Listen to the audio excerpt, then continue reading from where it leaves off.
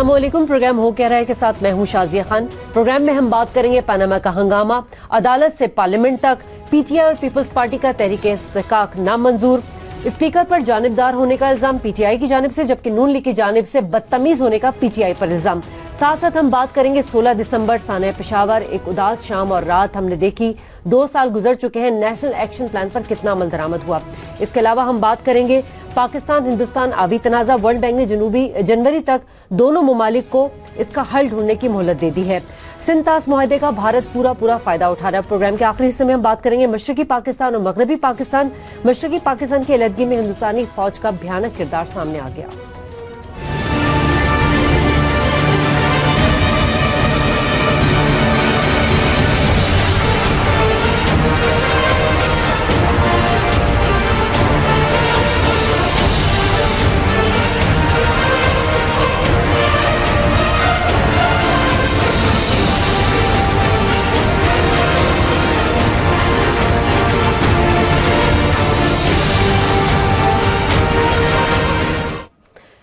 नाज़रीन, पनामा का शोर हमें गुज़िश्ता रोज कौमी असम्बली में गूंजता नहीं बल्कि चीखता हुआ दिखाई दिया और आज भी कौमी असम्बली में कुछ इसी तरह के मनाजिर हैं। कल हमने तमाम तर कार्रवाई देखी जिसमें हमने देखा कि स्पीकर ने रूलिंग दे दी थी कि ये मामला जो है डिस्कस नहीं किया जा सकता, सब जुडिस है। जबकि बात की जाए अगर मुकद्दस पार्लियामेंट की तारीख की, तो जो कल मनाजिर देखने को मिले तो उससे कई सवाल उठ चुके कि क्या ये पार्लियामेंट की हुर्मत पर तौहीन तो नहीं की जा रही है। बहरहाल इसी सब पर बात करेंगे। मेरे साथ मौजूद है डॉक्टर फरूक सलीम और अयाज अमीर। आप दोनों को अस्सलाम वालेकुम। अयाज साहब, अगर मौरख इंतहाई मोहताद में भी तारीख लिखे, गुज़िश्ता रोज जो मनाजिर देखे गए उसको आप किस तरह से तबसरा करेंगे? ये तो फिर भी बड़ा महज़ब यहाँ पे है। यहाँ तो कई पार्लियामेंट्स हैं, टर्किश पार्लियामेंट। हम तो टर्की की हर चीज़ में मिसाल रखते हैं, वहाँ तो बाकायदा मुक्काबाजी होती है। साउथ कोरिया का जो पार्लियामेंट है वहाँ पे तो वो छलांगे मार मार के, और वहाँ तो आपको जैसे हमारे बुखला जो हैं वो कानून के भी माहिर हो गए हैं और मुक्काबाजी के भी माहिर हो गए हैं लॉयर्स मूवमेंट के बाद। तो टर्किश और साउथ कोरियन पार्लियामेंट में तो बाकायदा, और टर्किश पार्लियामेंट नेशनल असेंबली में तो घुंसे मारना बिल्कुल एक आम सी बात है। तो हम तो उस मेयार तक अभी पहुँचे नहीं हैं, सिर्फ वो होता है। लेकिन बात ये है, 6 महीने हो गए हैं, मीडिया अखबारें चीख फाड़ के कुछ नहीं निकला। पार्लियामेंट में आते हैं, प्रिविलेज मोशन मूव करते हैं, स्पीकर साहब उसे रिजेक्ट कर देते हैं। और किस बिना पे कि ये जी सब जुडिस है। भाई वो सिर्फ कह रहे हैं कि वजीर आजम साहब ने यहाँ पे आके एक बयान दिया, फिर उन्होंने कहीं और दिया, तो वो उस और कोई मसले को, कोई उसका फोरेंसिक ऑडिट की बात तो पनामा की कर नहीं रहे। वो सिर्फ प्राइम मिनिस्टर के स्टेटमेंट की बात कर रहे हैं। अब स्पीकर क्योंकि रूलिंग पार्टी का है, उसने रूलिंग पार्टी के साथ अपनी वफादारी भी दिखानी है, जहां पे जैसा कि हमारे स्पीकर्स करते हैं। तो ना आए देखा ना तो देखा, बस उसको रिजेक्ट कर दिया। एतजाज साहब जो अपनी लीगल ओपिनियन दे रहे हैं इसके ऊपर, वो ये कह रहे हैं कि जो मामला अदालत में है वो इससे मुख्तलिफ है जो यहाँ पार्लियामेंट में जिसकी वो पार्लियामेंट में जो उन्होंने तकरीर की थी, पार्लियामेंट में तकरीर तो सुप्रीम कोर्ट के सामने नहीं है। वो तो एक बड़ा मसला है। ये तो उन्होंने कहा जी यहाँ पे आके उन्होंने बयान और दिया, वहां पे आके मौक़िफ़ और इख्तियार किया। यहाँ पे जो बयान दिया, क्योंकि वो मुख्तलिफ है जो उन्होंने लिया, तो उन्होंने पार्लियामेंट की तौहीन की, पार्लियामेंट के हकूक को मजरू किया। इसलिए हम प्रिविलेज मोशन मूव करते हैं कि पार्लियामेंट का प्रिविलेज जो है वो प्राइम मिनिस्टर के पीटीआई की हिकमत अमली जरा।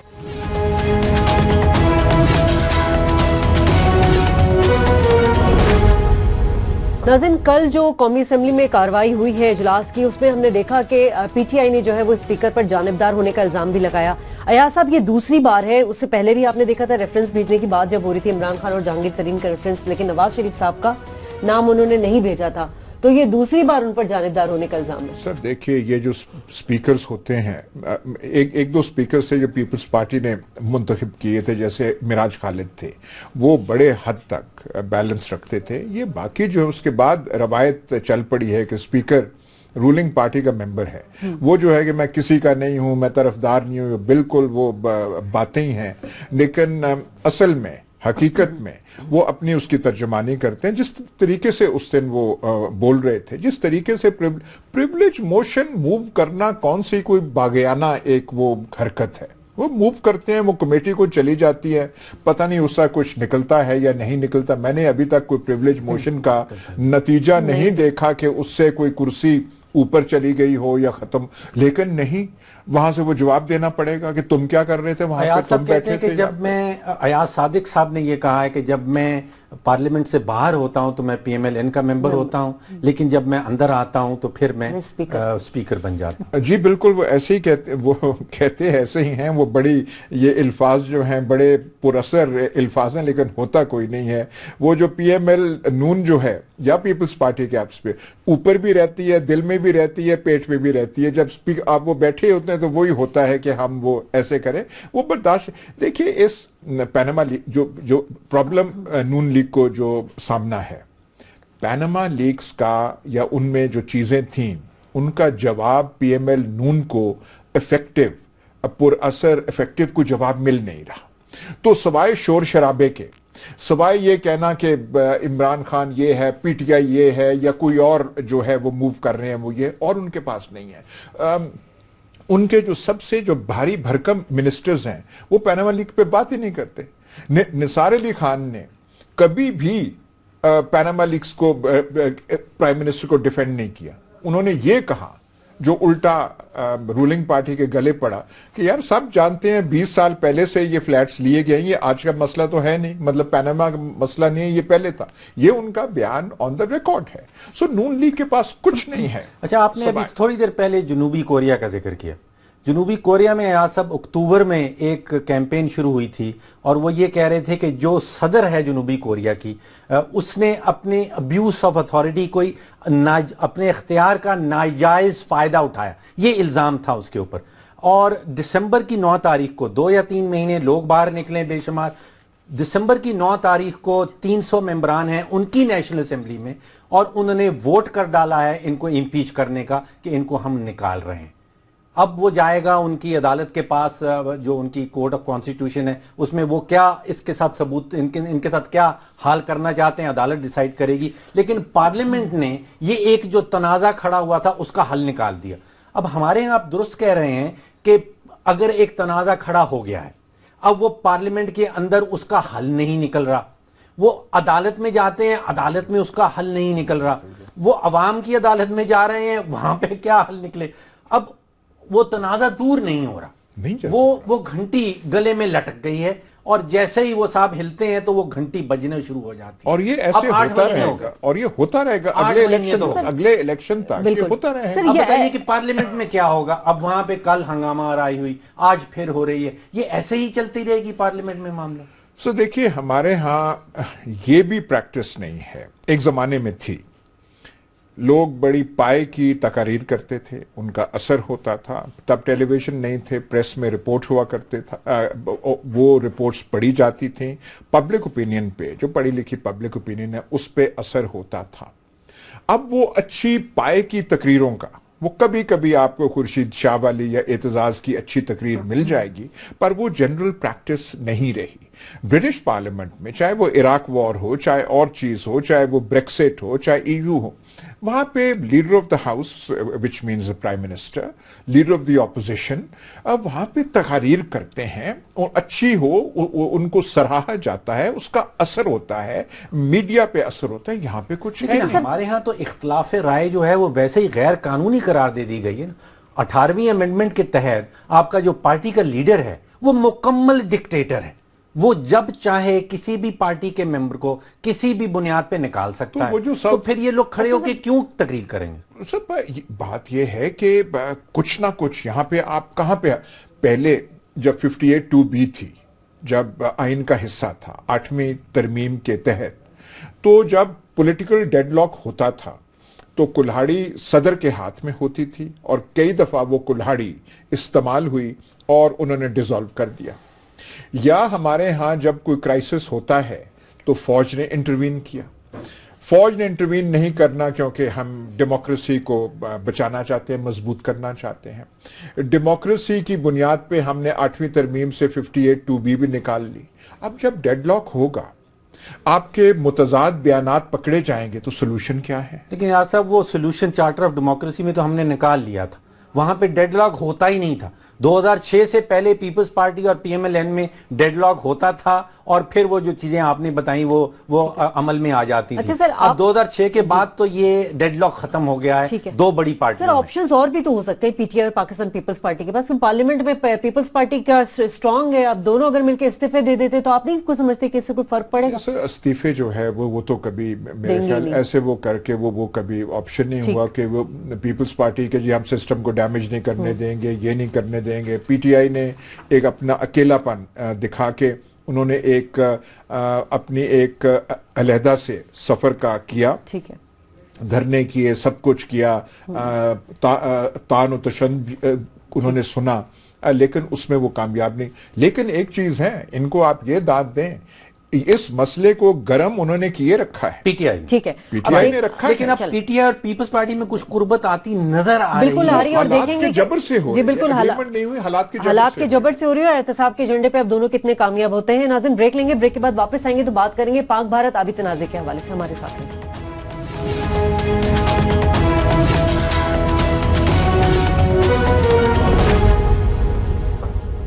ویلکم بیک ناظرین، اور پاکستان کی تاریخ میں جب بھی 16 دسمبر آتا ہے تو قائد کے پاکستان کے 2 لخت ہونے کی کئی وجوہات سامنے آ جاتی ہیں۔ آج ہم آپ کو مشرقی پاکستان میں جو صورتحال رہی اس حوالے سے ایک خصوصی رپورٹ بھی دکھائیں گے اور خصوصی انٹرویو بھی دکھائیں گے جس میں آپ دیکھ سکیں گے کہ بھارتی جو فوج تھی اس کا کیا کردار رہا۔ آئیے دیکھتے ہیں۔ مشرقی پاکستان اور مغربی پاکستان 1968 میں بھارت نے را قائم کرنے کے فوراً بعد مشرقی پاکستان کو مغربی پاکستان سے علیحدہ کرنے کی منصوبہ بندی شروع کر دی۔ 1970 میں را نے مکتی بانی کی باقاعدہ طور پر گوریلا وار ٹریننگ کے لیے آسام اور بہار میں کیمپ بنا دیے۔ 1971 کے آغاز میں مکتی بانی گوریلاز نے مشرقی پاکستان میں غیر بنگالیوں کا قتل عام شروع کر دیا۔ مارچ 1971 میں پاک فوج کے دستے مشرقی پاکستان میں حکومت کی رٹ قائم کرنے اور سیکیورٹی کی صورتحال کو بہتر بنانے کے لیے روانہ کر دیے گئے۔ اپریل 1971 میں اندرا گاندھی بھارتی سپہ سالار جنرل مانک شاہ کو مشرقی پاکستان علیحدہ کرنے کا حکم دیتی ہے۔ جنرل مانک شاہ جواب میں کہتا ہے، اگر بھارتی فوج مشرقی پاکستان میں داخل ہونے کی کوشش کرتی ہے تو ہمیں 100% شکست کا سامنا کرنا پڑے گا، لیکن اگر مجھے کچھ ٹائم کی مہلت مل جائے میں 100% کامیابی گارنٹی کر سکتا ہوں۔ اگلے چند مہینوں میں جنرل مانک شاہ نے 4 لاکھ مسلح ہندوستانی فوجی مشرقی پاکستان کے بارڈر پر لا کھڑے کیے۔ انڈین ایئر فورس نے اپنے مگ جنگی طیارے اور ہنٹر سکواڈرنز حملے کے لیے تیار کر لیے، اور ہندوستانی نیوی نے بھی بھرپور طریقے سے مشرقی پاکستان پر حملے میں شمولیت کی تیاری کر دی۔ دوسری طرف سیکیورٹی پر مامور پاکستانی فوج کے دستے صرف 105 mm والی 2 گنوں اور 120 mm والی 4 توپوں کے ساتھ مشرقی پاکستان میں چند ہزار کی تعداد میں موجود تھے۔ ایک طرف ہندوستانی فوج کے 4 لاکھ مسلح سپاہی مکمل جنگی تیاری کے ساتھ 34,000 پاکستانی فوجیوں کو نشانہ بنانے اور جارحیت کی مثال قائم کرنے پر تل گئے۔ عوامی تاثر کے برعکس مشرقی پاکستان میں جنگ کے نام پر بھارتی فوج اور مکتی باہنی گوریلاز نے دھاوا بول دیا اور جنگی تیاریوں سے سیکیورٹی پر مامور پاکستانی فوجیوں پر حملہ کر کے مشرقی پاکستان کو مغربی پاکستان سے علیحدہ کر دیا۔ اسی تناظر میں 45 سال گزر جانے کے بعد اب راج ناتھ سنگھ پاکستان کے 10 ٹکڑے کرنے کا خواب دیکھ رہا ہے جو کبھی پورا نہ ہوگا۔ 1971 میں ہندوستانی فوج نے جنگ کے نام پر جو دھوکہ اور فریب پاکستان کے ساتھ کیا، دوبارہ ایسا کرنے کا سوچنا دیوانے کا خواب ہے۔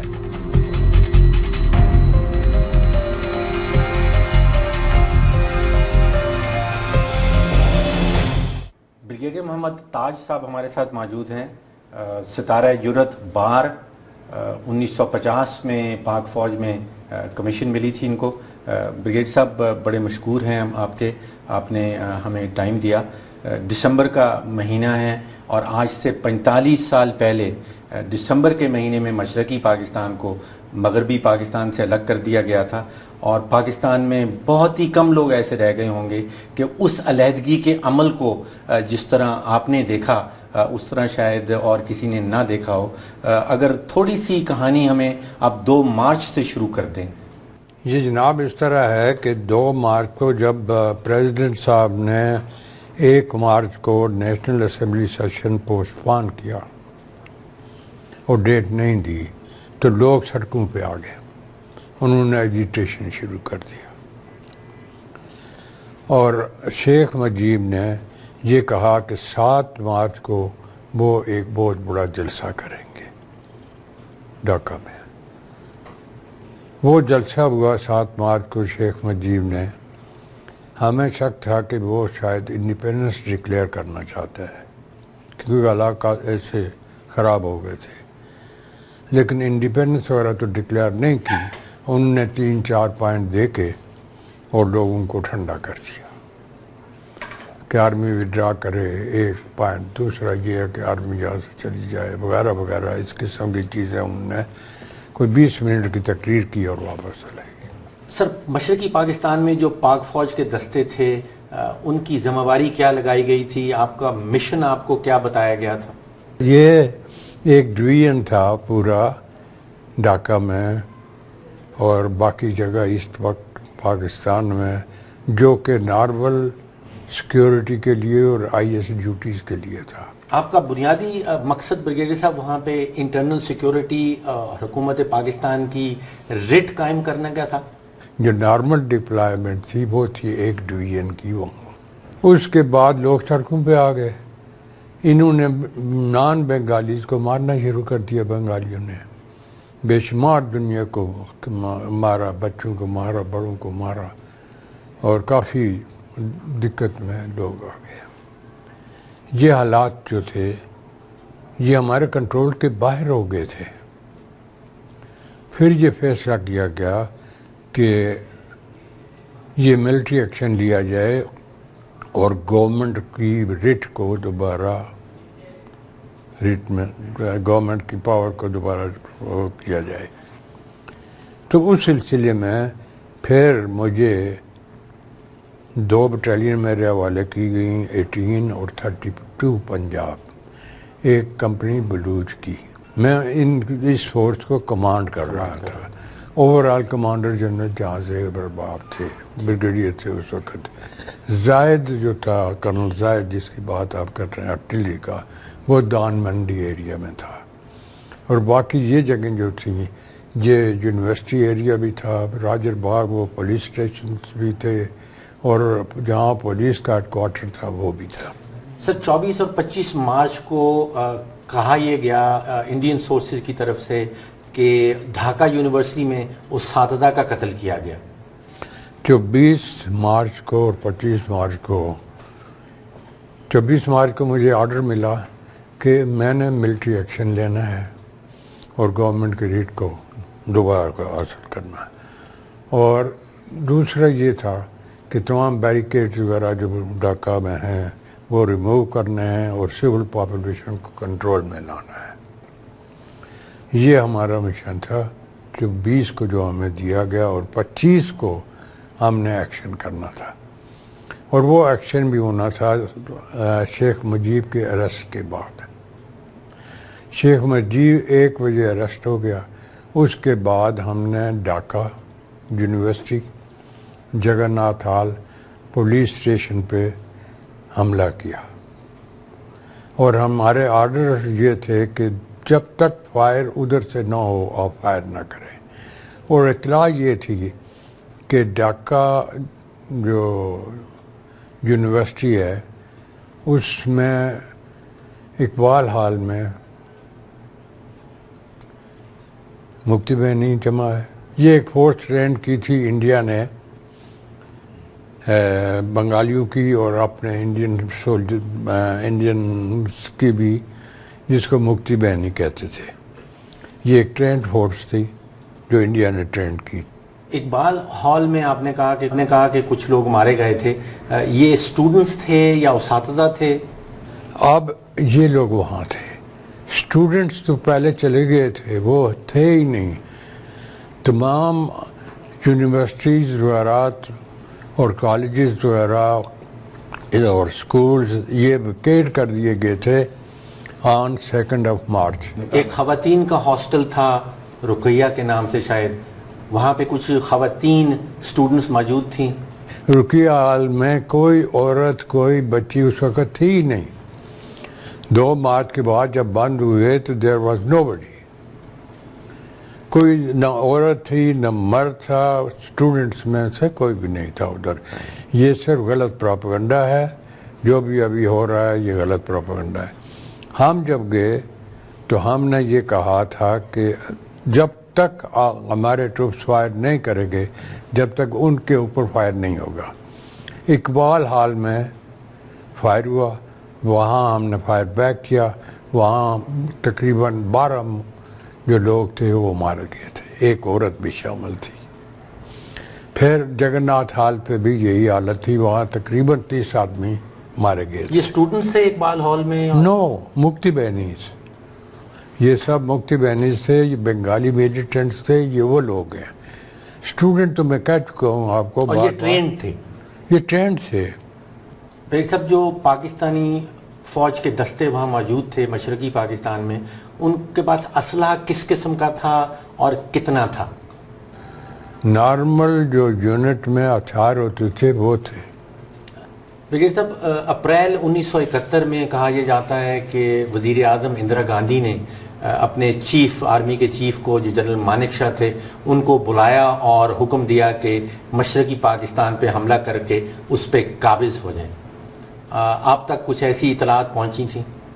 اپریل میں انڈین آرمی نے تقریباً اٹیک اپنا شروع کر دیا تھا, اور وہ مانک شاہ یا جس کو بھی انہوں نے کہا وہ اپنی تیاری کر چکے تھے. انہوں نے حملہ تقریباً چھوٹے چھوٹے علاقوں میں حملہ شروع کر دیا تھا. بریگیڈیئر صاحب, دسمبر کے مہینے تک پاک فوج کی کل نفری کتنی مشرقی پاکستان میں موجود تھی؟ ہماری 2 ڈویژن اور چلے گئے تھے وہاں, تو ہمارے 3 ڈویژن تھے. سر, ایک بڑی مت ہے کہ 93,000 پاکستانی فوجی جو ہیں ان کو گرفتار کر لیا گیا تھا. وہ 93,000 تو فوجی تھے ہی نہیں وہاں. جو آپ بتا رہے ہیں وہ تو 25-30 ہزار سے اوپر نہیں جائیں گے. اس سے اوپر نہیں, تو ٹوٹل میرے خیال میں 35-36 ہزار آرمی تھی. یہ سب دسمبر 1971 کے کچھ عرصے کے بعد انڈین سورسز نے پروپیگنڈا شروع کر دیا کہ پاک فوج نے کئی لاکھوں کا قتل کیا. کہیں یہ بھی کہا گیا کہ 30 لاکھ تک قتل کیے گئے.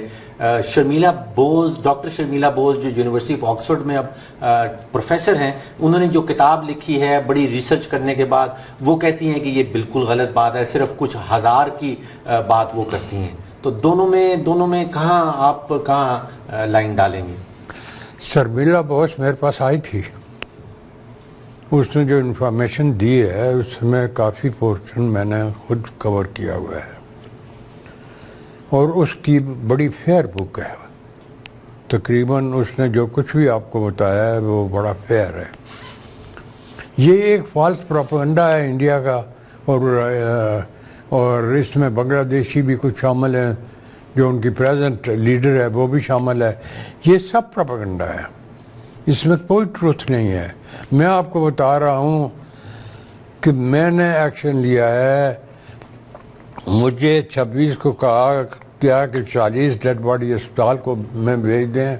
آئی could not produce 40 dead bodies. بھائی صاحب, بڑی عنایت آپ کی, آپ نے ہمیں ٹائم دیا. بریگیڈیئر محمد تاج صاحب ہمارے ساتھ موجود تھے, ستارہ جرأت اینڈ بار.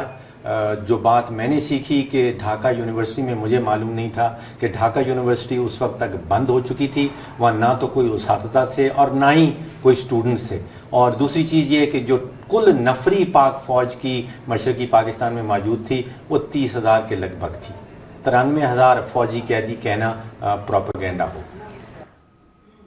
ناظرین, بریگیڈیئر محمد تاج کا خصوصی انٹرویو اور رپورٹ آپ نے دیکھی ہے, اور یقیناً اس بات سے اب یہ کہنا بالکل جائز ہے کہ بھارت نے کبھی پاکستان کو کبھی ایکسپٹ کیا ہی نہیں تھا. آپ کے فیڈ بیک کا انتظار رہے گا. شازیہ خان, ڈاکٹر فاروق سلیم, ایاز امیر کو پروگرام سے اجازت دیجیے. اللہ نے کے بعد.